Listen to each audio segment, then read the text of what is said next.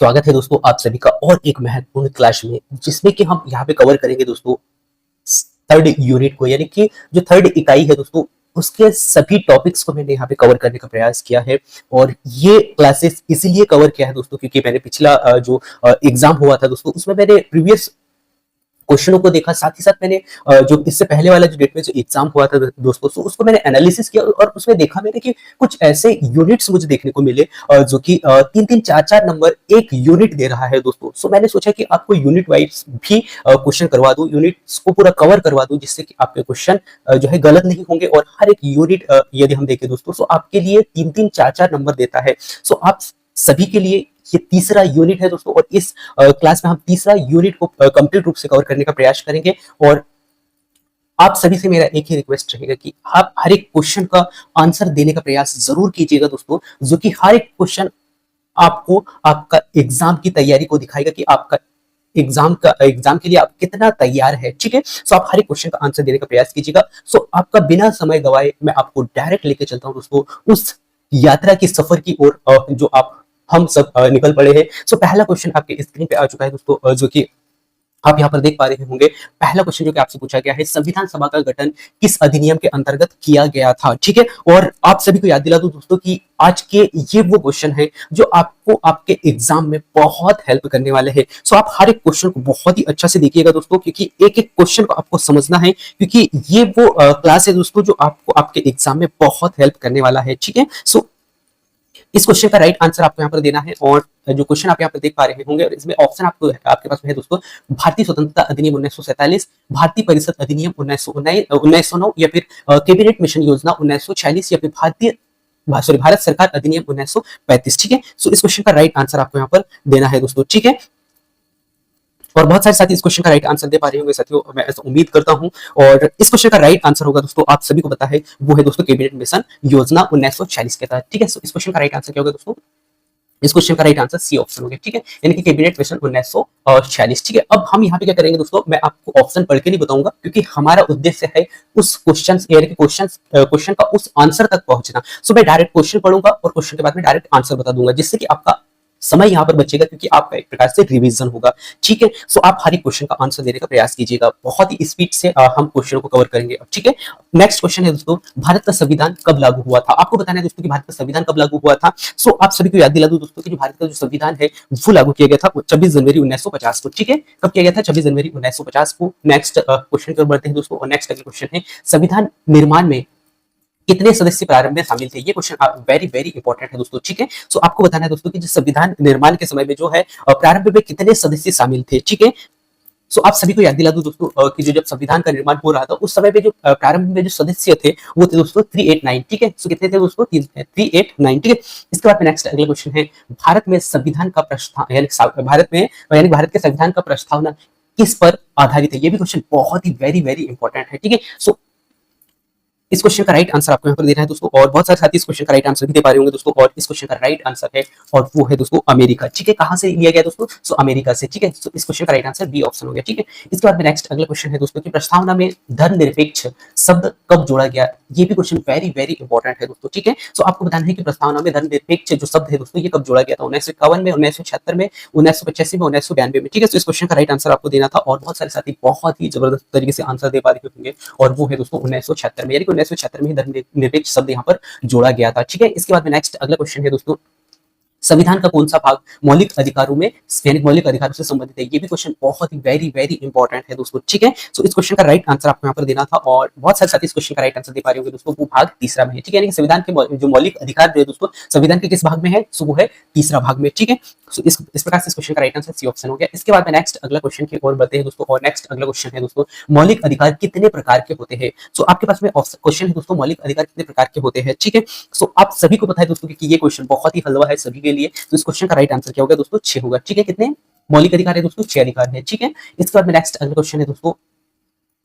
नीति निर्देशक तत्व संविधान के किस भाग में है? ये भी क्वेश्चन बहुत ही वेरी वेरी इंपॉर्टेंट है। सो आपको बताना है नीति निर्देशक जो तत्व है संविधान के किस भाग में है। ठीक है, सो इस क्वेश्चन का राइट आंसर दीजिएगा दोस्तों, और इस क्वेश्चन का राइट आंसर है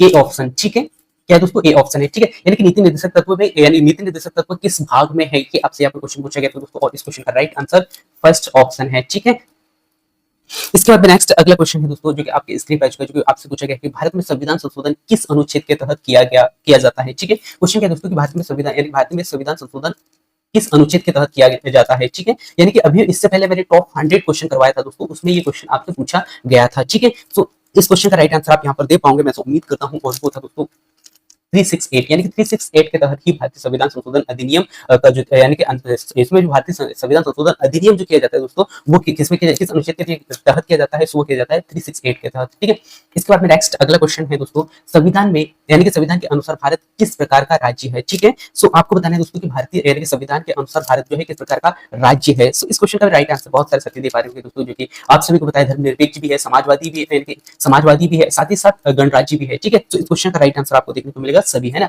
भारत एक ऐसा देश है दोस्तों जो कि धर्मनिरपेक्ष भी है, समाजवादी भी है और साथ साथ गणराज्य भी है। ठीक है, तो इस प्रकार से इस क्वेश्चन का राइट आंसर डी ऑप्शन होगा। ठीक है, और आप सभी के कमेंट्स जो है मैं देख नहीं पा रहा हूं दोस्तों, क्योंकि मेरे पास में जो सिस्टम है वो बहुत कम है। सो मैं जिस सिस्टम से आप लोगों को क्वेश्चन बताने का प्रयास कर रहा हूं वही सिस्टम है। सो आपका कमेंट्स बहुत जरूरी है, बस आप एक एक क्वेश्चन का आंसर देने का प्रयास कीजिएगा, जिससे कि आपका रिवीजन हो, है ना। और सो आप हर एक क्वेश्चन का आंसर दे भी रहे होंगे, मैं उम्मीद करता हूँ। सो नेक्स्ट अगला क्वेश्चन आप यहाँ पे देख पा रहे होंगे दोस्तों, भारतीय संसद के कितने सदन है। यार अब क्वेश्चन बहुत वेरी वेरी इंपॉर्टेंट क्वेश्चन आ चुका है दोस्तों, जो कि भारतीय संसद यानी भारतीय संसद के कितने सदन है ये आपको यहाँ पर बताना है। ठीक है, और आज का हर एक क्वेश्चन बहुत ही महत्वपूर्ण है दोस्तों। ठीक है, सो इस क्वेश्चन का राइट आंसर आपको यहाँ पर देना था, और बहुत सारे साथियों को इस क्वेश्चन का राइट आंसर पता भी होगा। और जो कि भारतीय सदन यानी कि भारतीय संसद में कितने सदन है दोस्तों, 2 सदन होते हैं। ठीक है, इसके बाद में नेक्स्ट अगला है राज्यसभा का गठन कब हुआ था। ये भी क्वेश्चन बहुत ही वेरी वेरी इंपॉर्टेंट है दोस्तों। सो राज्यसभा का जो गठन है ये कब किया गया था, ये आपको यहाँ पर बताना है दोस्तों। ठीक है, सो ये किया गया था दोस्तों सन 1952 के दशक में। ठीक है, कब किया गया था, 1952 में, यानी कि इस क्वेश्चन का राइट आंसर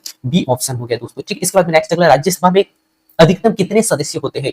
ये भी क्वेश्चन बहुत ही वेरी वेरी इंपॉर्टेंट है। ठीक है, सो इस क्वेश्चन का राइट आंसर आपको यहाँ पर बताना है और बहुत सारे साथी इस क्वेश्चन का राइट आंसर दे पा रहे होंगे दोस्तों, और वो होगा 250, यानी टोटल कितने होते हैं दोस्तों, 250। ठीक है, और इस क्लास में दोस्तों मैं जो थर्ड यूनिट है आपका, जो आपके जो सिलेबस में जो थर्ड यूनिट दिया गया दोस्तों, तीसरा इकाई, उसको मैं पूरा कंप्लीट रूप से यहाँ पे कवर करने का प्रयास किया है। ठीक है, सो आप इस क्लास को अच्छा से देखिएगा। ठीक है, इसके बाद में नेक्स्ट अगला क्वेश्चन आपके स्क्रीन पर आ चुका है दोस्तों, जो कि आपसे पूछा गया कि लोकसभा की अधिकतम सदस्य यानी कि लोकसभा में अधिकतम सदस्य कितने होते हैं। ठीक है, तो ये आपको यहाँ पर बताना है। इससे पहले मैंने आपको क्या बताया दोस्तों, राज्यसभा का। ठीक है, इसके बाद राज्यसभा में कितने होते हैं, 250 मैंने आपको बताया। इसके बाद में लोकसभा सदस्यों की जो संख्या होती है वो कितनी होती है, वो आपको यहाँ पर बताना है। सो आप सभी को बताया दोस्तों, इसमें जो होता है लोकसभा में जो सदस्यों की जो संख्या होती है दोस्तों, वो होती है 552 यानी कि 552। ठीक है, इसके बाद में नेक्स्ट अगला पूछा गया दोस्तों, लोकसभा का वर्ष यानी कि कार्यकाल जो है सामान्यतः कितने वर्ष का होता है। ये भी क्वेश्चन वेरी वेरी इंपॉर्टेंट है दोस्तों। जैसे कि मैंने आपको स्टार्ट में ही कहा है दोस्तों कि तीसरा यूनिट का पूरा निचोड़ आपको यहाँ पर देखने को मिलेगा, है ना। सो इस क्वेश्चन का राइट आंसर आपको यहाँ पर बताना था, यानी कि लोकसभा का जो कार्यकाल है दोस्तों सामान्यतः कितने वर्ष यानी कि कितने वर्ष का होता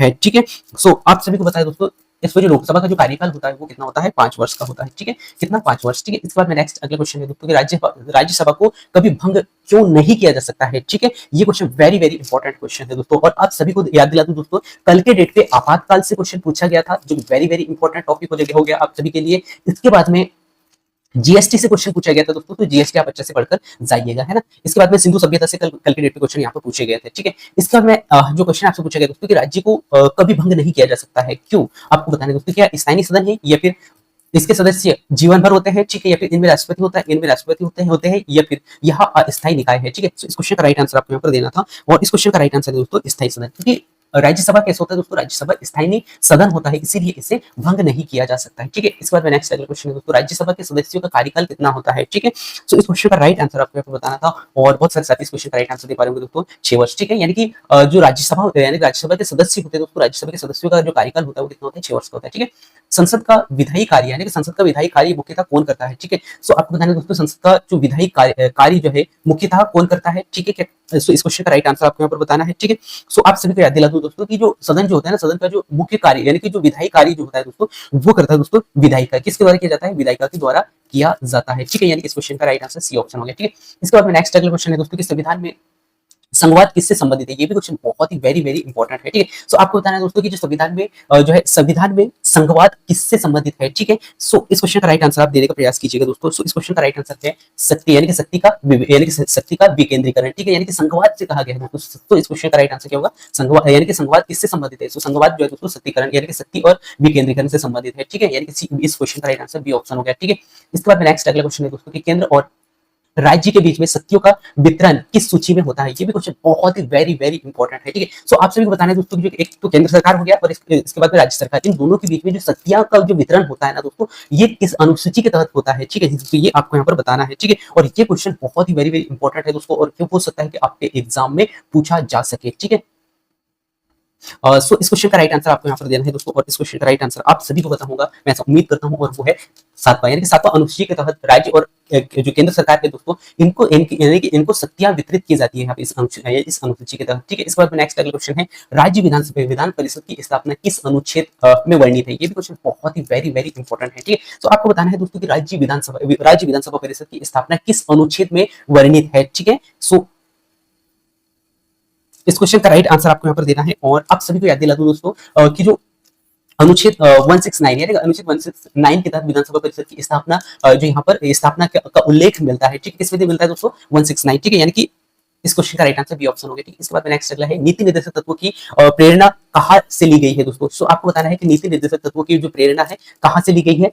इस क्वेश्चन का राइट आंसर आपको यहाँ पर देना है, और आप सभी को पता है दोस्तों कि जो नीति निर्देशक जो तत्व है दोस्तों, वो कहाँ से लिया गया है? वो लिया गया था दोस्तों आयरलैंड से, ठीक है। सो कहाँ से? आयरलैंड से, ठीक है। तो इस क्वेश्चन का राइट आंसर बी ऑप्शन हो गया दोस्तों, ठीक है। और आप सभी को याद दिला दूं दोस्तों कि इस क्लास का कंप्लीट पीडीएफ आपको इसी वीडियो के डिस्क्रिप्शन में मिलेगा जब ये क्लास खत्म होगा। तो आप इस पीडीएफ को डाउनलोड करके आप अच्छा से देख लीजिएगा। और इससे पहले जो टॉप 100 क्वेश्चन वाला जो क्लास मैंने अपलोड किया था दोस्तों, जो लाइव हमने देखा था, उसका भी पीडीएफ आपको वीडियो के डिस्क्रिप्शन में मिल जाएगा। सो उससे भी एक बार अच्छा से बहुत ही स्पीड से एक बार रिवीजन कर लीजिएगा, ठीक है। इसके बाद नेक्स्ट अगला क्वेश्चन आपसे पूछा गया दोस्तों कि मौलिक कर्तव्यों को संविधान में जोड़ा, यानी कि मौलिक कर्तव्यों को संविधान में जोड़ा गया, सो कब, यानी कि किसके, यानी कौन से संविधान संशोधन के तहत जोड़ा गया, ये आपको यहाँ पर बताना है दोस्तों, ठीक है। सो जो मौलिक कर्तव्यों के जो यानी मौलिक कर्तव्यों को किस संविधान संशोधन के द्वारा जोड़ा गया, ठीक है। सो इस क्वेश्चन का राइट आंसर आप सभी को पता है दोस्तों कि जो 42वां संविधान संशोधन था, इसी के तहत मौलिक कर्तव्यों को यहाँ पर जोड़ा गया, ठीक है। इसके बाद नेक्स्ट अगला क्वेश्चन दोस्तों, मौलिक अधिकार किस देश से प्रेरित है? ये भी क्वेश्चन बहुत ही वेरी वेरी इंपॉर्टेंट है दोस्तों। जो मौलिक अधिकार जो है दोस्तों, किस देश से लिया गया है, यानी किस देश से प्रेरित है, ठीक है। तो इस क्वेश्चन का राइट आंसर आपको यहाँ पर बताना था, और मौलिक अधिकार जो लिए गए दोस्तों, वो लिए गए कहां से? मौलिक अधिकार जो मिले दोस्तों, वो मिले अमेरिका से, ठीक है। तो इस क्वेश्चन का राइट आंसर ए ऑप्शन हो गया, ठीक। इसके बाद नेक्स्ट अगला जो है, लोकसभा के अध्यक्ष का जो कार्यकाल होता है दोस्तों, कब तक होता है? ये भी क्वेश्चन बहुत ही महत्वपूर्ण है, ठीक है।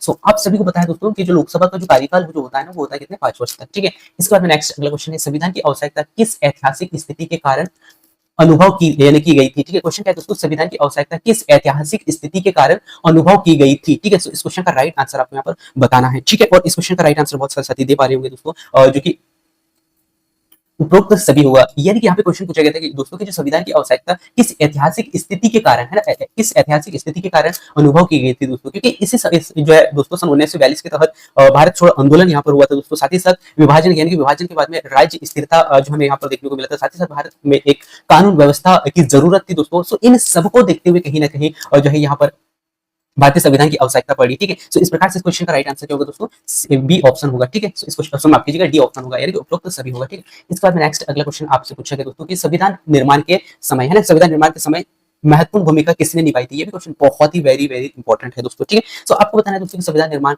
के समय, यानी संविधान निर्माण में सबसे महत्वपूर्ण भूमिका जो निभाई दोस्तों, वो कौन थे, ठीक है। सो इस क्वेश्चन का राइट आंसर आपको यहाँ पर देना है, और आप सभी को पता है दोस्तों, वो है डॉक्टर भीमराव अम्बेडकर जी, ठीक है। इसके बाद में नेक्स्ट अगला क्वेश्चन है दोस्तों, संविधान सभा की पहली बैठक जो है कहाँ हुई थी? आपको बताना है कि संविधान जो है संविधान सभा की जो पहली बैठक जो हुई थी ना दोस्तों, कब हुई थी, ठीक है। माफ कीजिएगा, कब हुई थी, ये आपको यहाँ पर बताना है, ठीक है। तो इस क्वेश्चन का राइट आंसर आप सभी को पता है दोस्तों, 9 दिसंबर सन 1946 जो है सन 1946 में पहली बैठक जो है यहाँ पर की गई थी दोस्तों, ठीक है। कब किया गया था? 9 दिसंबर सन 1946 में, ठीक है। सो ये भी क्वेश्चन वेरी वेरी इंपॉर्टेंट है दोस्तों, ठीक है। सो इसे आपको याद रखना है कि संविधान की पहली जो बैठक है दोस्तों, 9 दिसंबर सन 1946 में किया गया था, ठीक है। और नेक्स्ट अगला क्वेश्चन बहुत ही महत्वपूर्ण आ चुका है दोस्तों, जो आपसे पूछा गया है कि संविधान सभा के स्थायी अध्यक्ष कौन थे, ठीक है। और इस क्वेश्चन का राइट आंसर भी आप सभी दे पा रहे होंगे, मैं ऐसा उम्मीद करता हूं, और वो है दोस्तों डॉक्टर राजेंद्र प्रसाद जी, ठीक है। यानी डॉक्टर राजेंद्र प्रसाद जी ही जो है संविधान के स्थायी अध्यक्ष के रूप में चुने गए थे, ठीक है। इसके बाद में नेक्स्ट अगला दोस्तों, प्रस्ताव में माफ कीजिएगा, प्रस्तावना में भारत को किस रूप में वर्णित किया गया है, ठीक है। सो ये भी क्वेश्चन बहुत ही वेरी वेरी इंपॉर्टेंट है दोस्तों, ठीक है। और इस क्वेश्चन का भी राइट आंसर आप यहाँ पर दे पा रहे होंगे दोस्तों,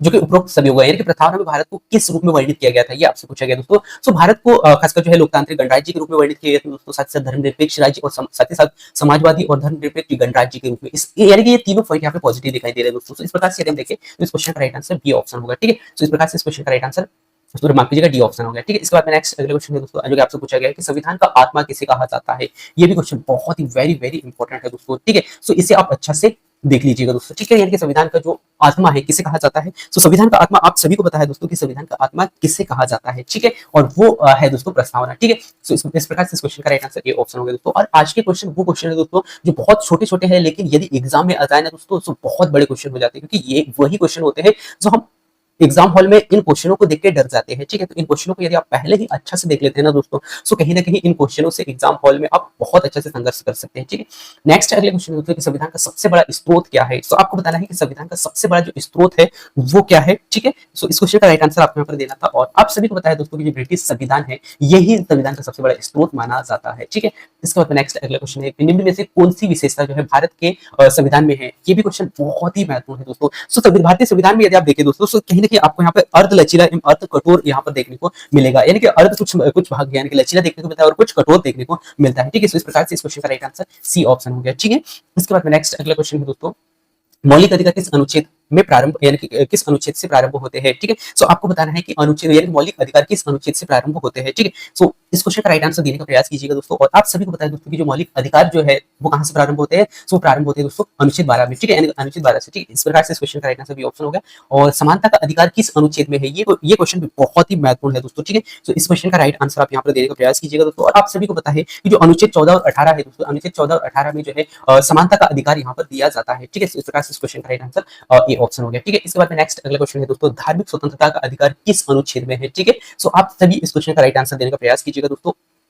और धार्मिक स्वतंत्रता का अधिकार किस अनुच्छेद में है। ठीक है, और इस क्वेश्चन का राइट आंसर आप यहाँ पर दे पा रहे होंगे, और वो है दोस्तों अनुच्छेद 25, यानी कि अनुच्छेद 25 के तहत जो है धार्मिक स्वतंत्रता का अधिकार यहाँ पर दिया जाता है दोस्तों। ठीक है, सभी को। इसके बाद नेक्स्ट अगला क्वेश्चन है दोस्तों की सांस्कृतिक और शैक्षिक अधिकार किस अनुच्छेद में है। ये भी क्वेश्चन बहुत ही वेरी वेरी इंपॉर्टेंट है। ठीक है, सो आपको बताना है दोस्तों कि सांस्कृतिक और शैक्षिक अधिकार किस अनुच्छेद में है। ठीक है, सो इस क्वेश्चन का राइट आंसर आपको यहाँ पर देना है दोस्तों। ठीक है, और इस क्वेश्चन का राइट आंसर आप यहाँ पर दे पा रहे होंगे दोस्तों, और वो होगा दोस्तों 29 और 30, यानी कि यानी कि संस्कृति और शैक्षणिक अधिकार जो दोस्तों किस अनुच्छेद में है। सो वो है दोस्तों 29 और 30 अनुच्छेद में। ठीक है, यानी कि 29वां और 30वां अनुच्छेद में खासकर सांस्कृतिक और शैक्षणिक अधिकार यानी कि शैक्षणिक अधिकार यहाँ पर हमें देखने को मिलते हैं दोस्तों। ठीक है, यानी कि इस क्वेश्चन का राइट आंसर बी ऑप्शन होगा। ठीक है, इसके बाद में नेक्स्ट अगला क्वेश्चन है दोस्तों कि मौलिक अधिकार की रक्षा कौन करता है। ये भी क्वेश्चन बहुत ही वेरी वेरी इंपॉर्टेंट है। ठीक है, सो आप सभी को बताना है दोस्तों को मौलिक अधिकार की रक्षा कौन करता है। ठीक है, इस क्वेश्चन का राइट आंसर आप सभी को बताए दोस्तों कि मौलिक अधिकार जो होते हैं दोस्तों इनकी रक्षा करने का जो कार्य है उच्चतम न्यायालय का होता है। ठीक है, किसका होता है दोस्तों, उच्चतम न्यायालय का होता है। ठीक है,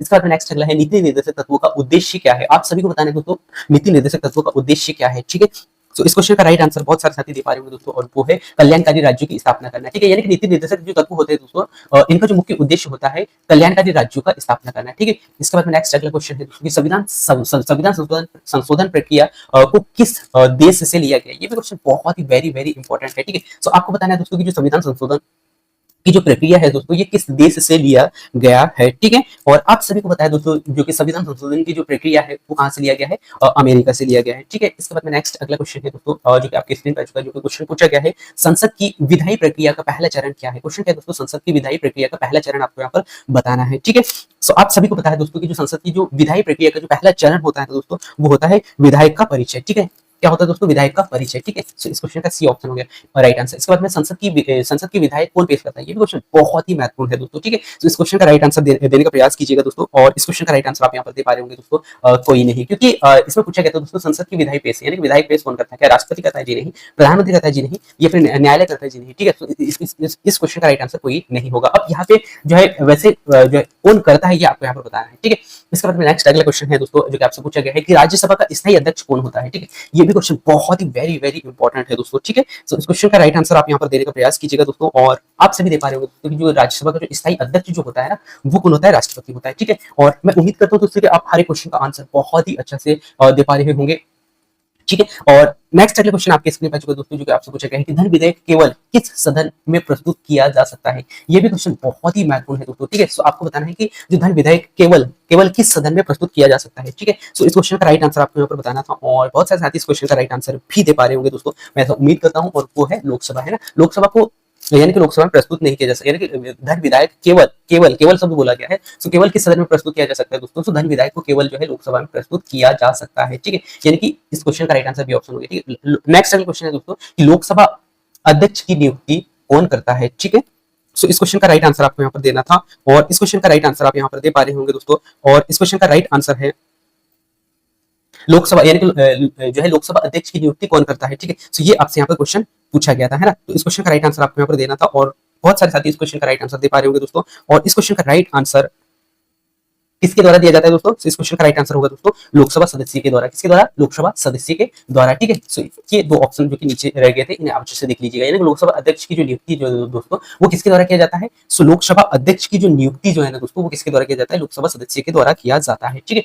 सो इस क्वेश्चन का राइट आंसर कौन सा? सी ऑप्शन हो गया, ठीक है।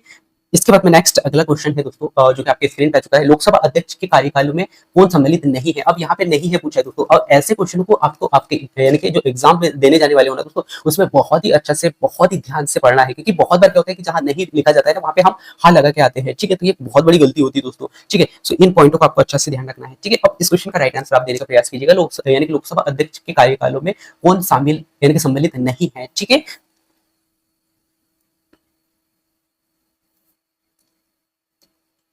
सो इस क्वेश्चन का राइट आंसर आप यहाँ पर दे पा रहे होंगे दोस्तों, जो कि न्याय निर्णय देना, ठीक है। लोकसभा अध्यक्ष के अंतर्गत यदि हम देखें दोस्तों, तो सदन की बैठक यहाँ पर बैठक बुलाया जाता है, साथ साथ सदन की अध्यक्षता यहाँ पर की जाती है, साथ साथ अनुशासन बनाए रखने के लिए कहा जाता है, ठीक है। ये सभी चीजें होती है दोस्तों, ठीक है। लेकिन यदि हम बात करें दोस्तों न्याय निर्णय की, तो न्याय निर्णय जो है लोकसभा अध्यक्ष के कार्यकाल में के तहत नहीं किया जा सकता है, ठीक है। तो इस गलत यानी गलत क्वेश्चन का गलत राइट यानी कि गलत आंसर यही क्या हो गया दोस्तों? सी ऑप्शन हो गया, ठीक है। तो इसे आप अच्छे से देख लीजिएगा, ठीक है। और इसका कंप्लीट पीडीएफ आपको इसी वीडियो के डिस्क्रिप्शन में मिलेगा दोस्तों, क्लास खत्म होने के बाद में। सो वहां से डाउनलोड करके एक बार अच्छे से रिवीजन कर लीजिएगा, ठीक है। इसके बाद में नेक्स्ट अगला क्वेश्चन है दोस्तों कि विधानसभा परिषद को समाप्त करने की सिफारिश कौन देता है, ठीक है। आपको बताना है दोस्तों विधानसभा परिषद को समाप्त करने की जो सिफारिश है वो कौन देता है, ठीक है। क्या राज्यपाल देता है, ये विधानसभा यानी कि विधानसभा देता है, राष्ट्रपति देता है, या यानी कि संसद देता है, ठीक है।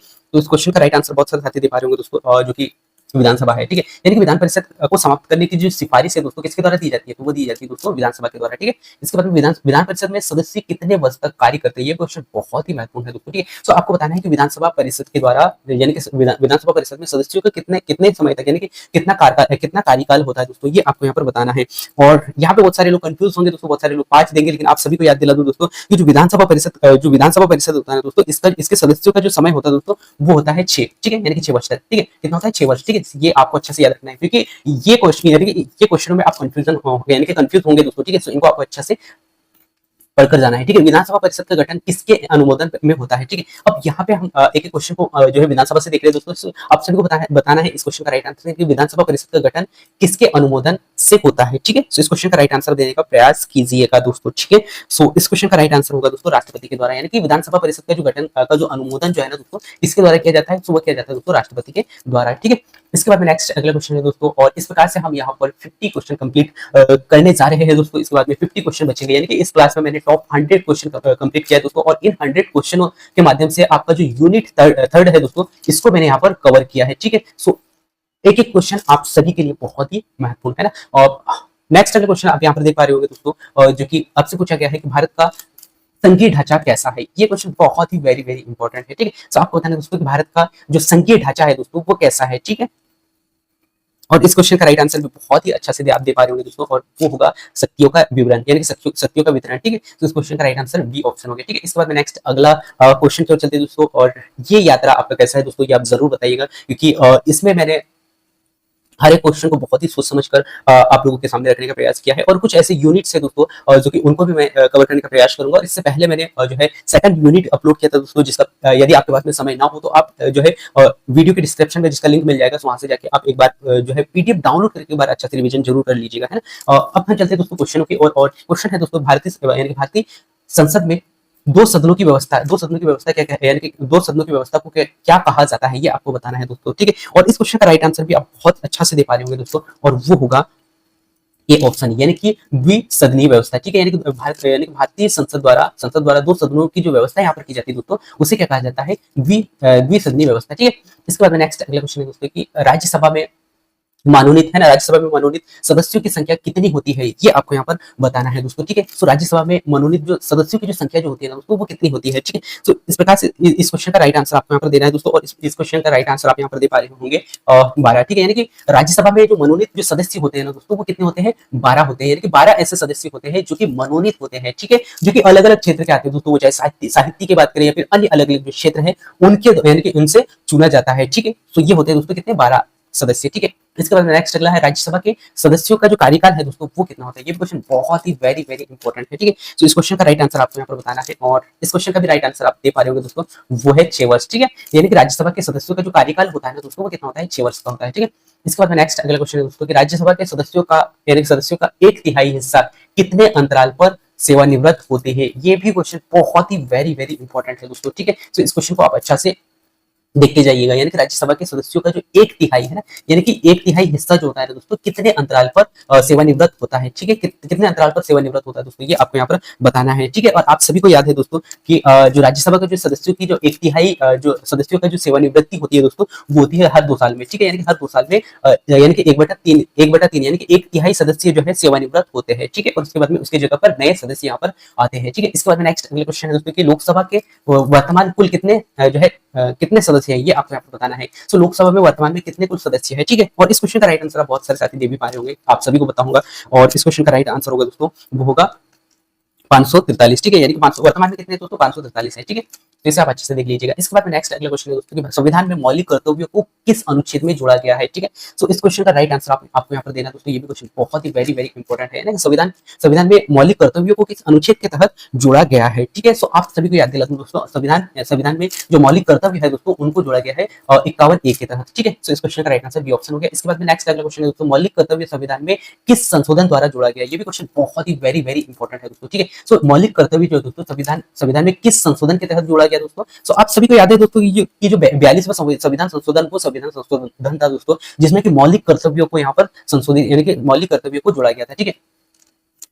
सो इस प्रकार से इस क्वेश्चन का राइट आंसर ए ऑप्शन होगा, ठीक है। इसका नेक्स्ट क्वेश्चन है दोस्तों कि नीति निर्देशक तत्वों को किस देश में यानी कि नीति निर्देशक तत्वों को किस देश के संविधान से लिया गया है। ये भी क्वेश्चन बहुत ही वेरी वेरी इंपॉर्टेंट है, ठीक है। सो आप सभी को बता दूं दोस्तों जो नीति निर्देशक जो तत्व है दोस्तों इनको लिया गया था दोस्तों आयरलैंड से। कहां से लिया गया दोस्तों, आयरलैंड से, ठीक है। तो इस क्वेश्चन का राइट आंसर क्या होगा, बी ऑप्शन होगा, ठीक है। इसके बाद में नेक्स्ट अगला क्वेश्चन है दोस्तों कि आपसे पूछा गया है कि संविधान के किस भाग में नीति निर्देशक तत्व का उल्लेख मिलता है, ठीक है। सो ये भी क्वेश्चन बहुत ही वेरी वेरी इंपॉर्टेंट है, ठीक है। और इस क्वेश्चन का राइट आंसर भी आप यहाँ पर दे पा रहे होंगे दोस्तों, और वो होगा सी ऑप्शन, ठीक है। यानी कि संविधान के किस भाग में है दोस्तों। सो आपको यहाँ पर याद रखना है कि संविधान के किस यानी किस नीति निर्देशक तत्व का जो उल्लेख जो है किस अनुच्छेद यानी किस भाग में है, ये आपसे यहाँ पर पूछा गया था, ठीक है। यानी कि इस क्वेश्चन का राइट आंसर क्या होगा दोस्तों, सी ऑप्शन हो गया, ठीक है। इसके बाद में नेक्स्ट अगला क्वेश्चन है दोस्तों नीति निर्देशक तत्व किस प्रकार के अधिकार है। ये भी क्वेश्चन बहुत ही वेरी वेरी इंपॉर्टेंट है, ठीक है। सो आपको बताना है दोस्तों नीति निर्देशक तत्व किस भाग में यानी किस भाग में यानी किस भाग के अधिकार में है, ठीक है। सो आपको बताना है दोस्तों नीति निर्देशक तत्व जो है किस प्रकार के अधिकार है, किस प्रकार के अधिकार आपसे पूछा गया है, ठीक है। माफ कीजिएगा यहाँ पे मैं थोड़ा सा कंफ्यूज हो गया था, ठीक है। तो आपको बताना है दोस्तों नीति निर्देशक तत्व किस प्रकार के अधिकार है, किस प्रकार के अधिकार है दोस्तों, ये आपको यहाँ पर बताना है, ठीक है। और इस क्वेश्चन का राइट आंसर आप यहाँ पर देख पा रहे होंगे दोस्तों, और वो है दोस्तों नैतिक अधिकार। यानी कि जो नीति निर्देशक जो तत्व होते हैं ना दोस्तों वो किस प्रकार के अधिकार है, वो नैतिक अधिकार होते हैं, ठीक है। इसके बाद में नेक्स्ट अगला क्वेश्चन है दोस्तों केंद्र और राज्य सरकार के बीच शक्तियों का जो वितरण यानी शक्तियों का वितरण किस अनुसूची में होता है। ये क्वेश्चन बहुत बार पूछा गया है दोस्तों, ठीक है। और आप सभी को पता है दोस्तों कि जो 7वीं अनुसूची है दोस्तों इसी के तहत राज्य सरकार और केंद्र सरकार को जो है अलग अलग शक्तियां यहाँ पर दिया जाता है, ठीक है। इस प्रकार से इस क्वेश्चन का राइट आंसर ये ऑप्शन हो गया, ठीक है। इसके बाद में नेक्स्ट अगला क्वेश्चन है दोस्तों कि संविधान संशोधन किस अनुच्छेद के तहत किया जाता है। ये भी क्वेश्चन बहुत ही वेरी वेरी इंपॉर्टेंट है, और इस क्वेश्चन का राइट आंसर भी आप दे पा रहे होंगे दोस्तों, वो होगा 368, ठीक है। यानी कि 368 के तहत संविधान संशोधन यहाँ पर किया जाता है, ठीक है। इसके बाद में नेक्स्ट अगला क्वेश्चन है दोस्तों कि सबसे पहले संविधान संशोधन कब हुआ था। ये भी क्वेश्चन बहुत ही महत्वपूर्ण है दोस्तों। आपको बताना है कि सबसे पहले संविधान में यानी कि सबसे पहले संविधान में संशोधन कब हुआ था। ये क्वेश्चन आपका जो है दिमाग को और अच्छा से खुलेगा दोस्तों। तो आपको बताना है कि सबसे पहले संविधान का सबसे पहले जो संविधान संशोधन हुआ था दोस्तों वो कब किया गया था, ठीक है, कब हुआ था। तो आप सभी को पता है दोस्तों कि 1951 के तहत ही पहला संविधान संशोधन हुआ था, ठीक है। तो इस क्वेश्चन का राइट आंसर ए ऑप्शन हो गया, ठीक है। नेक्स्ट अगला क्वेश्चन है दोस्तों कि भारतीय संविधान में कुल कितने मौलिक कर्तव्य है। ये क्वेश्चन बहुत ही वेरी वेरी इंपॉर्टेंट है, ठीक है। तो आप सभी को पता है दोस्तों कि भारतीय संविधान में कुल जो मौलिक अधिकार है दोस्तों वो कितने हैं, 11 है, ठीक है। इसके बाद में नेक्स्ट अगला क्वेश्चन है दोस्तों जो कि आपसे पूछा गया है मौलिक अधिकारों की संख्या आपको बताना है, ठीक है। इससे पहले क्या पूछा गया था दोस्तों, आपको मौलिक कर्तव्य पूछा गया था, ठीक है। मौलिक कर्तव्य कितने हैं, 11 है। मौलिक अधिकार कितने हैं, सो मौलिक अधिकार आप सभी को पता है दोस्तों, और मौलिक अधिकार है टोटल 6, ठीक है। कितने हैं, 6 है, ठीक है। सो इस प्रकार से इस क्वेश्चन का राइट आंसर 6 हो गया, ठीक है। इसके बाद में नेक्स्ट अगला क्वेश्चन आपको बताना है दोस्तों कि संसद का उच्च सदन कौन सा होता है। ये भी क्वेश्चन बहुत ही वेरी वेरी इंपॉर्टेंट है। एक तो आपको याद रखना है संसद का उच्च सदन कौन सा होता है, संसद का निम्न सदन कौन सा होता है, ठीक है। ये दोनों क्वेश्चन बहुत ही वेरी वेरी इंपॉर्टेंट है, ठीक है। सो आपको बताना है संसद का उच्च सदन कौन सा होता है, ठीक है। सो आप सभी को पता है दोस्तों संसद का जो उच्च सदन जो होता है दोस्तों वो होता है राज्यसभा, ठीक है। कौन सा होता है, राज्यसभा होता है, ठीक है। तो ये आपको यहाँ पर अच्छा से याद रखना है दोस्तों, ठीक है। और निम्न सदन कौन सा होता है ये आपको कमेंट्स करके बताना है, ठीक है। इसके बाद में नेक्स्ट अगला क्वेश्चन है दोस्तों कि भारत में एकात्मक है ना, भारत में एकात्मक व्यवस्था किस आधार पर है, ठीक है। सो आपको बताना है दोस्तों कि भारत में एकात्मक व्यवस्था किस आधार पर है, ठीक है। सो इस क्वेश्चन का राइट आंसर आपको यहाँ पर बताना था दोस्तों। और आप सभी को पता है दोस्तों कि भारत में एकात्मकता व्यवस्था का आधार यदि हम देखें दोस्तों, तो केंद्र की सर्वोच्च यानी कि केंद्र की सर्वोच्चता होती है, जी हाँ बिल्कुल। उसके बाद में संविधान का सर्वोच्चता होता है, जी हाँ। इसके बाद में जो है समाज न्याय प्रणाली होती है, जी हाँ बिल्कुल। तो इस आधार पर यदि हम देखें दोस्तों, तो ये तीनों पॉइंट पॉजिटिव है, ठीक है। और जो एकात्मक व्यवस्था को के आधार पर ये देखे जाते हैं, ठीक है। तो इस प्रकार से इस क्वेश्चन का राइट आंसर बी यानी कि डी ऑप्शन हो गया, ठीक है। इसके बाद में नेक्स्ट अगला क्वेश्चन आपसे पूछा गया था कि जो है केंद्र और राज्यों के बीच में जो विवाद यदि हो गया तो उसको सुलझाना है, यानी कि सुलझाता है, कौन सुलझाता है दोस्तों, ठीक है। मान लीजिए केंद्र सरकार और राज्य सरकार, मान लीजिए कि कोई एक ऐसा स्टेट है, ठीक है, जो कि जहां पे जो है दूसरी सरकार बैठी है, तो केंद्र सरकार और राज्य सरकार के बीच में यदि कोई विवाद हो गया, जैसे कि आप सभी को बता दूं तो पिछले दशक में जब अरविंद केजरीवाल जी जो है दिल्ली के मुख्यमंत्री थे, तब कहीं ना कहीं हम देखते थे दोस्तों, तो दिल्ली और जो है केंद्र सरकार यानी कि जो है माननीय प्रधानमंत्री जी के बीच में कहीं ना कहीं कुछ विवाद होते ही रहता था, है ना। तो यदि मान लीजिए कि बहुत बड़ा यदि कोई विवाद हो गया, तो उस विवाद को सुलझाने का जो कार्य है किसके द्वारा किया जाता था, सो वो किया जाता है दोस्तों, आप सभी को याद रखना है, सुप्रीम कोर्ट के द्वारा। किसके द्वारा किया जाता है, सो वो किया जाता है सुप्रीम कोर्ट के द्वारा किया जाता है, ठीक है। तो ये आपको यहाँ पर याद रखना है, ठीक है। इसके बाद में नेक्स्ट अगला क्वेश्चन है दोस्तों, जो कि आपसे पूछा गया है कि भारतीय संविधान के किस भाग में संसद का वर्णन है, ठीक है। आपको बताना है कि भारतीय संविधान के किस भाग में संसद का वर्णन है, ठीक है। सो इस क्वेश्चन का राइट आंसर आपको यहाँ पर देना था दोस्तों, और आप सभी इस क्वेश्चन का राइट आंसर दे पा रहे होंगे दोस्तों, और वो होगा भाग चौथा, ठीक है। माफ कीजिएगा, भाग पांच पर, ठीक है। सो इस क्वेश्चन का right answer C B option हो गया, ठीक है। सो भारतीय संविधान किस भाग में वर्णित है, ठीक है। तो ये क्वेश्चन आपको यानी कि इस क्वेश्चन का राइट आंसर आपको यहाँ पर याद रखना है दोस्तों। इसके बाद में नेक्स्ट अगला क्वेश्चन है दोस्तों कि राज्य यानी कि राज्यपाल की नियुक्ति कौन करता है, तो आपको बताना है दोस्तों राज्यपाल की जो नियुक्ति जो है ना दोस्तों, वो कौन करता है, ठीक है। सो इस प्रकार से इस क्वेश्चन का राइट आंसर भी आप यहाँ पर दे पा रहे होंगे दोस्तों। और जो राज्यपाल जो होता है दोस्तों, वो किसके द्वारा यानी कि किसके द्वारा नियुक्त किया जाता है दोस्तों, वो किया जाता है राष्ट्रपति के द्वारा ही, ठीक है। यानी कि यानी कि किस राज्य में कौन सा राज्यपाल रहेगा, यानी कि राज्यपाल की जो नियुक्ति जो है ना दोस्तों, वो खासकर किसके द्वारा किया जाता है, राष्ट्रपति के द्वारा किया जाता है, ठीक है। नेक्स्ट अगला क्वेश्चन है नीति निर्देशक तत्वों में गांधीवादी सिद्धांत किससे संबंधित है, ये भी क्वेश्चन बहुत ही वेरी वेरी इंपॉर्टेंट है, ठीक है। तो आपको बताना है दोस्तों नीति निर्देशक तत्वों में गांधीवादी सिद्धांत किससे संबंधित है, ठीक है। तो इस क्वेश्चन का राइट आंसर आपको यहाँ पर देना है, और बहुत सारे साथी इस क्वेश्चन का राइट आंसर दे पा रहे होंगे दोस्तों, और वो होगा पंचायती राज, ठीक है। इसके बाद में नेक्स्ट अगला क्वेश्चन है दोस्तों, संसद का प्रमुख कार्य क्या है। इस क्वेश्चन का राइट आंसर क्या है दोस्तों, आपको बताना है संसद का प्रमुख कार्य क्या है, ठीक है। सो संसद का जो प्रमुख कार्य जो होता है दोस्तों, वो क्या करना होता है, कानून बनाना होता है, ठीक है। इसके बाद में नेक्स्ट अगला क्वेश्चन है दोस्तों, भारत में नागरिकता के प्रावधान किस भाग में है, ये भी क्वेश्चन बहुत ही वेरी वेरी इंपॉर्टेंट है, ठीक है। जो नागरिक के जो प्रावधान है दोस्तों, भारत के नागरिकों का जो प्रावधान है वो किस भाग में है दोस्तों, वो है भाग सेकंड में, ठीक है। किसमें है, भाग सेकंड में, ठीक है। सो इस प्रकार से इस क्वेश्चन का राइट आंसर बी ऑप्शन होगा, ठीक है। इसके बाद में नेक्स्ट अगला है क्वेश्चन है दोस्तों कि कौन सा अधिकार जो है भारत में निलंबित नहीं किया जा सकता है। क्वेश्चन क्या दोस्तों कि कौन सा ऐसा अधिकार है दोस्तों जो भारत में निलंबित नहीं किया जा सकता है, ठीक है। सो आपको ऐसा कौन सा अनुच्छेद है दोस्तों, वो आपको यहाँ पर बताना है, ठीक है, किस किस अनुच्छेद के तहत, ठीक है। तो इस क्वेश्चन का राइट आंसर आप यहाँ पर दे पा रहे होंगे दोस्तों, और वो है 30 यानी कि माफ कीजिएगा 21 यानी कि अनुच्छेद 21, ठीक है। अनुच्छेद 21 के तहत यानी कि इसे निलंबित नहीं किया जा सकता है, ठीक है। सो ऐसा कौन सा अनुच्छेद है दोस्तों, अनुच्छेद 21, ठीक है।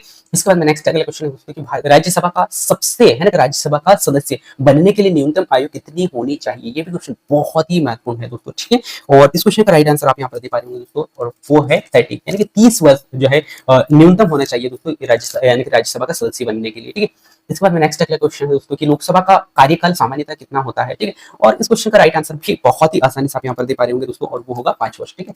यानी कि राज्यसभा के जो कार्यकाल यानी कि राज्यसभा का जो कार्यकाल जो होता है ना दोस्तों, वो सामान्यतः कितना होता है, 5 वर्ष का होता है, ठीक है। इसके बाद विधानसभा का गठन किसके द्वारा होता है, ये भी क्वेश्चन बहुत ही महत्वपूर्ण है दोस्तों, ठीक है। सो आपको बताना है कि विधानसभा का जो गठन जो है ना किसके द्वारा किया जाता है, सो विधानसभा का जो गठन है दोस्तों, वो किसके द्वारा किया जाता है, जनता द्वारा चुना जाता है, ठीक है। यानी कि विधानसभा किसके द्वारा, विधानसभा का जो गठन किसके द्वारा किया जाता है दोस्तों, सो विधानसभा का जो गठन है ये आपको यहाँ पर बताना था, और आप सभी जो है इस क्वेश्चन का राइट आंसर दे पा रहे होंगे दोस्तों, वो है जनता द्वारा, ठीक है। यानी कि जनता द्वारा चुना जाता है, ठीक है, चुनाव के माध्यम से, ठीक है।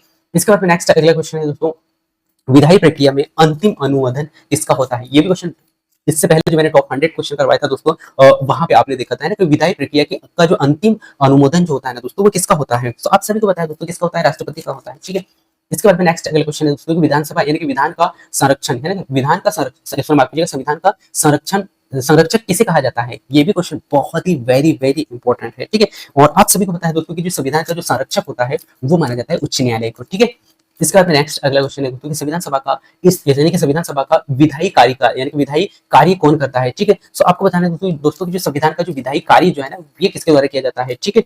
और इस क्वेश्चन का राइट आंसर भी आप यहाँ पर दे पा रहे होंगे दोस्तों, और वो होगा संविधान सभा है। किसके द्वारा किया जाता है, संविधान सभा ही करता है, ठीक है। यानी कि संविधान सभा का जो विधायी कार्य जो है दोस्तों संविधान सभा के द्वारा ही किया जाता है, ठीक है। इसके बाद में मौलिक अधिकारों को हटाया नहीं जा सकता है, यह किसने कहा था। ये क्वेश्चन बहुत ही वेरी वेरी इंपॉर्टेंट है दोस्तों, ठीक है। सो आप सभी को बताना है यहाँ पर कि जो मौलिक अधिकारों को हटाने यानी कि हटाया नहीं जा सकता है, यह किसने कहा था, ठीक है। तो इस क्वेश्चन का राइट आंसर आप बताना है दोस्तों। और आप सभी को पता है दोस्तों की जो केशवानंद भारती केस के द्वारा ये कहा गया था दोस्तों कि जो मौलिक अधिकार है इनको हटाया नहीं जा सकता, ठीक है। तो इस प्रकार से इस क्वेश्चन का राइट आंसर ऑप्शन हो गया नीति निर्देशक तत्वों को लागू करना, है ना। आपको बताना है दोस्तों कि नीति निर्देशक तत्वों को लागू करना क्या कहलाता है, ठीक है। यानी कि किस पर निर्भर करता है, ठीक है। क्या इस क्वेश्चन का राइट आंसर बताना है दोस्तों कि नीति निर्देशक तत्वों को लागू करना क्या कहलाएगा, ठीक है।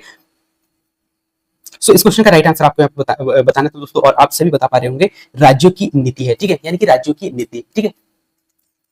यानी कि नीति निर्देशक तत्वों को लागू करना किस पर निर्भर करता है दोस्तों, राज्य यानी कि राज्यों की नीति पर, ठीक है। तो इस क्वेश्चन का राइट आंसर क्या होगा दोस्तों, बी ऑप्शन हो गया, ठीक है। इसके बाद में नेक्स्ट अगला क्वेश्चन है मौलिक अधिकारों में से कौन जो है बाल श्रम को जो है निषेध यानी कि बाल श्रम को निषिद्ध मानता है, निषेध करता है दोस्तों, ठीक है। सो इस क्वेश्चन का राइट आंसर आपको यहाँ पर बताना है कि मौलिक अधिकारों में बाल श्रम को जो है निषेध माना जाता है, ठीक है, किस अनुच्छेद के तहत। आप सभी को पता है दोस्तों, जिन्होंने महिला पर्यवेक्षक का एग्जाम दिया होगा उन सबको इस क्वेश्चन का राइट आंसर बहुत ही अच्छे से पता होगा, और वो होगा दोस्तों अनुच्छेद 24, ठीक है। इसके बाद में नेक्स्ट अगला क्वेश्चन है शिक्षा का अधिकार किस संशोधन में किस संशोधन में मौलिक अधिकार बना दोस्तों। ये भी क्वेश्चन बहुत ही वेरी वेरी इंपॉर्टेंट है, यानी शिक्षा का जो अधिकार है किस संशोधन में मौलिक अधिकार के रूप में बना है, ठीक है। सो इस क्वेश्चन का राइट आंसर आप सभी को बताना था, और ये है दोस्तों 86वां संविधान संशोधन में, ठीक है। सो ये आपको यहाँ पर याद रखना है। इसके बाद नेक्स्ट अगला क्वेश्चन है दोस्तों कि संसद का सत्र बुलाने की शक्ति किसके पास में है। ये भी क्वेश्चन बहुत ही वेरी वेरी इंपॉर्टेंट है दोस्तों। सो आपको बताना है दोस्तों कि संसद का सत्र बुलाने की जो शक्ति है किसके पास में है, ठीक है। तो इस क्वेश्चन का राइट आंसर आप सभी को पता है दोस्तों कि जो संसद का जो यानी कि जो है शक्ति बुलाने यानी कि संसद बुलाने का जो यानी कि संसद सत्र बुलाने की जो शक्ति जो होती है ना दोस्तों, वो होती है राष्ट्रपति के पास में, ठीक है। तो ये राइट आंसर ये पे देखने को मिला दोस्तों, ठीक है। तो इसे आप अच्छे से देख लीजिएगा, ठीक है। और आपको जो पीडीएफ देखने को मिलेगा दोस्तों जो इसी वीडियो के डिस्क्रिप्शन में होगा, जो कि ये क्लास खत्म होने के बाद में, तो इस प्रकार से आपको क्वेश्चन देखने को मिलेगा, सेम क्वेश्चन, और इसके बाद में क्वेश्चन का राइट आंसर इस प्रकार से देखने को मिलेगा, है ना। तो उस पीडीएफ को आप एक बार अच्छे से देख लीजिएगा, ठीक है। इसके बाद में नेक्स्ट अगला क्वेश्चन है कि सामाजिक न्याय संविधान में कहां उल्लेखित है, ठीक है। सो आपको बताना है दोस्तों कि सामाजिक न्याय जो है संविधान में कहां उल्लेखित है, ठीक है। सो इस क्वेश्चन का राइट आंसर आप सभी दे पा रहे होंगे दोस्तों, उपरोक्त सभी आएगा, यानी कि प्रस्तावना में भी है, नीति निर्देशक तत्वों में भी है, और मौलिक अधिकारों में भी आपको यहाँ पर देखने को मिलेंगे, ठीक है। सो इस प्रकार से क्वेश्चन का राइट आंसर उपरोक्त सभी होगा। कौन सा अनुच्छेद न्याय के लिए याचिका दायर करने का अधिकार देता है, ये भी क्वेश्चन बहुत ही वेरी वेरी इंपॉर्टेंट है, ठीक है। सो आपको बताना है दोस्तों कि ऐसा कौन सा अनुच्छेद है जो न्याय के लिए याचिका दायर करने का अधिकार देता है, ठीक है। सो वो है दोस्तों 32 यानी कि अनुच्छेद 32, ठीक है। इसके बाद में अनुच्छेद 370 किस राज्य से संबंधित है, ये क्वेश्चन बहुत ही वेरी वेरी इंपॉर्टेंट है, और किस राज्य से संबंधित था दोस्तों, ठीक है। और वो था दोस्तों जम्मू कश्मीर से, ठीक है। सो इस क्वेश्चन का राइट आंसर क्या होगा दोस्तों, जम्मू कश्मीर होगा, ठीक है। और ये फिलहाल में भी हट चुका है, ये आप सभी को पता है, ठीक है। इसके बाद में नेक्स्ट क्वेश्चन है दोस्तों लोकसभा अध्यक्ष को कौन हटा देता है, ठीक है। आपको बताना है दोस्तों कि लोकसभा अध्यक्ष को कौन हटाता है, ठीक है। ये भी क्वेश्चन बहुत ही वेरी वेरी इंपॉर्टेंट है, ठीक है। इस क्वेश्चन का राइट आंसर आपको यहाँ पर देना है, और बहुत सारे साथी इस क्वेश्चन का राइट आंसर दे पा रहे होंगे दोस्तों। और जो कि लोकसभा अध्यक्ष को हटाने की जो शक्ति जो होती है ना दोस्तों, वो खासकर होती है न्यायालय में, ठीक है। यानी कि किसके पास होती है दोस्तों, वो होती है दोस्तों, माफ कीजिएगा, क्वेश्चन क्या है दोस्तों, हाँ, लोकसभा सदस्य को यानी कि लोकसभा अध्यक्ष को हटाने की जो शक्ति जो होती है दोस्तों, वो होती है लोकसभा के सदस्य के पास में, ठीक है। लोकसभा सदस्य ही जो है खासकर लोकसभा अध्यक्ष को हटा सकता है, ठीक है। इसके बाद नेक्स्ट अगला क्वेश्चन है दोस्तों भारत में कुल राज्य कितने हैं जिनकी विधानसभा परिषद है। ये क्वेश्चन बहुत ही वेरी वेरी इंपॉर्टेंट है दोस्तों, ठीक है। जो कि आपसे पूछा गया है कि भारत में कुल राज्य कितने हैं जिनकी विधान परिषद है, यानी कि जिनकी विधानसभा। ये तो बहुत अच्छा आसान क्वेश्चन है आपके लिए कि भारत में कुल कितने राज्य है, लेकिन उनकी विधान परिषद है, ठीक है। ये आपके लिए थोड़ा सा क्वेश्चन यहाँ पर मुश्किल कर देगा दोस्तों, ये पॉइंट, ठीक है। सो आप सभी को बताना है। सो आप सभी को याद दिला दूं दोस्तों, भारत में कुल ऐसे 6 राज्य है जिनकी विधान परिषद है, ठीक है। कितने हैं, 6 राज्य है, ठीक है। अब वो कौन कौन से राज्य है वो आप अच्छे से पढ़कर जाइएगा, है ना। इसके बाद नेक्स्ट अगला नीति निर्देशक तत्व किस भाग में यानी कि किस भाग में नहीं लागू होते हैं। ये क्वेश्चन बहुत ही वेरी वेरी इंपॉर्टेंट है, ठीक है। सो इसे भी आप अच्छे से देखते जाइएगा, नीति निर्देशक तत्व किस भाग में जो है भाग में नहीं लागू होते हैं, ठीक है। और आप सभी को पता है दोस्तों कि जो नीति निर्देशक जो तत्व है वो खासकर न्यायालय के अधीन लागू नहीं होते हैं, ठीक है। सो ये यानी किस प्रकार से क्वेश्चन का राइट आंसर सी ऑप्शन हो गया। इसके बाद में मौलिक अधिकार किस भाग में लागू होते हैं, ठीक है। सो आप सभी को बताना है दोस्तों मौलिक अधिकार किस भाग में लागू होते हैं, ठीक है। तो वो सभी व्यक्तियों में लागू होंगे दोस्तों, यानी कि केवल नागरिक यानी कि नागरिकों पर भी होंगे, केवल केवल हम नहीं कह सकते नागरिकों पर भी होंगे, साथ ही साथ यानी कि यहाँ पे पूछा गया विदेशी नागरिकों पर नहीं, सभी व्यक्तियों पर, ठीक है, यानी कि भारत के सभी नागरिकों पर होगा, ठीक है, न कि केवल, ठीक है, तो ये आपको यहाँ पर याद रखना है, ठीक है। इसके बाद में नेक्स्ट अगला क्वेश्चन है दोस्तों जो कि आपसे पूछा गया है कि भारतीय संघ में शामिल यानी कि भारतीय संघ में शक्ति विभाजन की प्रणाली को किस आधार पर तय किया जाता है। ये भी क्वेश्चन बहुत ही वेरी वेरी इंपॉर्टेंट है, ठीक है। तो आपको बताना है दोस्तों कि भारतीय संघ में शक्तियों का विभाजन किस प्रणाली के तहत यानी किस प्रणाली के आधार पर तय किया जाता है, ठीक है। इस क्वेश्चन का राइट आंसर आपको यहाँ पर देना था और इस क्वेश्चन का राइट आंसर आप यहाँ पर दे पा रहे होंगे दोस्तों, और वो होगा विषय सूची के आधार पर, यानी कि जितने भी जो शक्तियां हैं दोस्तों उनका विभाजन किया जाता है, वो किया जाता है विषय सूची के आधार पर, ठीक है। इसके बाद नेक्स्ट अगला क्वेश्चन है दोस्तों, और हम लगभग यहाँ पे 100 क्वेश्चन कंप्लीट करने जा रहे हैं दोस्तों। सो आप हर एक क्वेश्चन का जवाब बहुत ही अच्छा से देते आ रहे होंगे और एक एक क्वेश्चन आप बहुत अच्छे से समझ रहे होंगे दोस्तों, मैं ऐसा उम्मीद करता हूं, ठीक है। और नेक्स्ट क्वेश्चन आप यहाँ पे देख पा रहे होंगे, लोकसभा और राज्यसभा की संयुक्त बैठक कौन बुला सकता है, यानी कौन बुलाता है, ठीक है। सो इस क्वेश्चन का राइट आंसर आपको यहाँ पर देना था और इस क्वेश्चन का राइट आंसर आप सभी को बताया दोस्तों, राष्ट्रपति के द्वारा बुलाया जाता है, ठीक है। इसके बाद में नेक्स्ट अगला क्वेश्चन, भारत में संविधान का मुख्य उद्देश्य क्या है। ये क्वेश्चन बहुत ही महत्वपूर्ण है दोस्तों, ठीक है। तो आपको बताना है कि भारत में संविधान का मुख्य उद्देश्य क्या है, ठीक है। और इस क्वेश्चन का राइट आंसर भी आप यहाँ पर दे पा रहे होंगे और वो है दोस्तों न्याय, स्वतंत्रता, समानता और बंधुत्वता का, ठीक है। तो इस क्वेश्चन का राइट आंसर क्या होगा, माफ कीजिएगा, इस क्वेश्चन का राइट आंसर ए ऑप्शन होगा, ठीक है। इसके बाद नेक्स्ट अगला क्वेश्चन है दोस्तों, हम भारत के लोग किसका आरंभिक वाक्य है, ठीक है, यानी कि हम भारत के लोग, ये जो शब्द है दोस्तों, ये जो लाइन है ये किसका आरंभिक वाक्य है, ये आपको यहाँ पर बताना है, ठीक है। और आप सभी ने संविधान यदि पढ़ा हो दोस्तों तो इस क्वेश्चन का राइट आंसर आप बता पाओगे, वो है प्रस्तावना का, ठीक है। यानी कि हम भारत के लोग हैं, ये कहाँ है दोस्तों, इसका जो आरंभ जो है प्रस्तावना में है, ठीक है। इसके बाद नेक्स्ट अगला है, विधान परिषद का गठन कौन करता है। ये क्वेश्चन बहुत ही महत्वपूर्ण है दोस्तों, ठीक है। सो आप सभी को पता है दोस्तों कि विधान परिषद जो होता है ना, इसका जो गठन जो है देखिए ये राष्ट्रपति की अनुमति के द्वारा किया जाता है और वो कौन करता है दोस्तों, संसद, ठीक है। सो ये इस प्रकार से इस क्वेश्चन का राइट आंसर सी ऑप्शन हो गया, ठीक है। इसके बाद नेक्स्ट क्वेश्चन है दोस्तों, संविधान सभा ने संविधान को कब अपनाया। ये क्वेश्चन बहुत ही महत्वपूर्ण है, ठीक है। तो आपको बताना है कि संविधान सभा ने संविधान को कब अपनाया, ठीक है। सो इस क्वेश्चन का राइट आंसर आप सभी को पता है दोस्तों, वो अपनाया था 26 जनवरी सन 1949 को, सॉरी माफ कीजिएगा 26 नवंबर 1949 को, ठीक है। तो इस क्वेश्चन का राइट आंसर क्या होगा दोस्तों, सी ऑप्शन होगा, ठीक है। यानी क्वेश्चन पूछा गया था आपसे कि संविधान सभा में यानी कि संविधान सभा ने संविधान को कब अपनाया था। सो वो अपनाया था 26 नवंबर 1949 को, ठीक है। सो इस क्वेश्चन का राइट आंसर बी और सी ऑप्शन हो गया, ठीक है। इसके बाद में नेक्स्ट अगला क्वेश्चन है दोस्तों कि संसद के दोनों सदनों की संयुक्त बैठक में कौन अध्यक्षता करता है। ये क्वेश्चन बहुत ही वेरी वेरी इंपॉर्टेंट है, ठीक है। यानी कि संसद के जो दोनों सदनों की जो संयुक्त बैठक यदि होती है दोस्तों, तो उसमें अध्यक्षता कौन करता है, ठीक है। सो ये आपको यहाँ पर बताना था, ठीक है। और आप सभी को पता है दोस्तों, वो करता है लोकसभा अध्यक्ष, ठीक है। और आज का लास्ट क्वेश्चन है दोस्तों, और लास्ट क्वेश्चन का राइट आंसर भी आप अच्छे से दीजिएगा, ठीक है। क्वेश्चन पूछा गया है कि संविधान की प्रस्तावना में जोड़े गए शब्द समाजवादी और धर्मनिरपेक्ष कब जोड़ा गया, यानी कि कब जोड़े गए थे, ठीक है। ये आपको यहाँ पे बताना है कि ऐसा कौन सा संविधान संशोधन था जिसके तहत समाजवादी और साथ ही साथ धर्मनिरपेक्ष को जोड़ा गया था, ठीक है। सो आप सभी को इस क्वेश्चन का राइट आंसर देना था और आप सभी इस क्वेश्चन का राइट आंसर दे पा रहे हो दोस्तों, और वो है 22 यानी कि 42वें संविधान संशोधन के तहत धर्मनिरपेक्ष और साथ ही साथ समाजवादी यानी कि समाजवादी को जोड़ा गया था, ठीक है। तो इस प्रकार से हमने यहाँ पर टॉप 100 क्वेश्चन कंप्लीट किया दोस्तों, और इस क्लास में मैंने आपका जो 3rd यूनिट है दोस्तों, जो आपके सिलेबस में दिया गया है, उसको मैंने यहाँ पे कवर करने का प्रयास किया है। और यूनिट जो 2nd है दोस्तों, उसको भी मैंने कंप्लीट कर दिया है, और जो कि हर टॉपिक के मैंने 20 क्वेश्चन करवाया है, ठीक है। यानी कि वहां पे भी लगभग 100+ क्वेश्चन आपको देखने को मिलेंगे, ठीक है। सो वो क्लास आप देख लीजिएगा, यदि आपके पास में समय हो तो क्लास ना देखते हुए आप पीडीएफ एक बार अच्छा से पढ़ लीजिएगा दोस्तों, क्योंकि पीडीएफ पढ़ना बहुत ही जरूरी है, क्योंकि जिससे कि आपका एक रिवीजन यहाँ पर हो जाएगा, और ये पूरे क्लास शॉर्ट नोट्स के आधार पर है जो कि आपका समय को बचाएंगे, ठीक है, और आपका कंफ्यूजन को दूर करेंगे, ठीक है। सो वो क्लास भी आप अच्छा से देख लीजिएगा, और जिनका भी आगे एग्जाम है दोस्तों, उन सभी को बेस्ट ऑफ लक, आप अच्छा से एग्जाम दीजिएगा। और आप सभी से मैं एक छोटा सा रिक्वेस्ट यही करूंगा कि आप जब एग्जाम हॉल में जाए दोस्तों एग्जाम देने, तो आपको घबराना नहीं है, बहुत ही रिलैक्स होकर आपको एग्जाम देना है, क्योंकि यदि आप घबराओगे तो कहीं ना कहीं आपसे क्वेश्चन गलत होंगे, जो हमें पता होता है ना बहुत बार, वो भी हम गलत करके आते हैं और बाद में पछताते हैं। तो ये गलती आपको कभी नहीं करना है, क्योंकि आपके हाथ में एक सीट होना चाहिए दोस्तों सफलता का, ठीक है। सो ये गलतियां कभी ना दोहराए दोस्तों, ठीक है। सो आप सभी को बेस्ट ऑफ लक, आप आपका एग्जाम बहुत अच्छे से दीजिएगा, और इसका पीडीएफ आप एक बार डाउनलोड करके जरूर देख लीजिएगा। और ऐसे ही क्लासेस यदि आपको चाहिए तो आप कमेंट्स कर सकते हैं, ताकि मैं ऐसे ही क्लासेस और आपको दे पाऊं, ठीक है। सो थैंक यू, मिलते हैं नेक्स्ट अगले क्लास में, तब तक जय हिंद।